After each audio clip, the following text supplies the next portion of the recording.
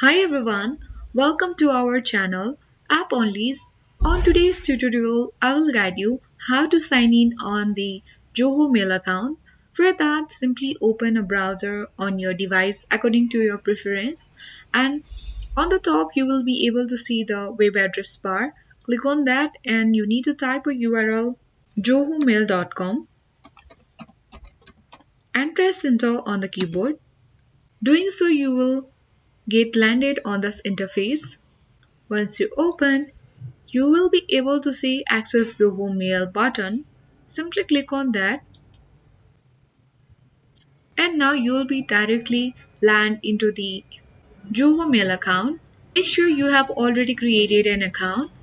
If you haven't created your account, then you can check our channel.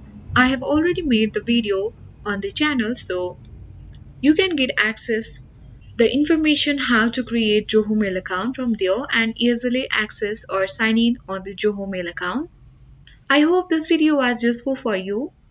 If this video was useful, then don't forget to hit the like button, consider subscribing and hit the notification bell to get the latest uploads from our channel. Thank you.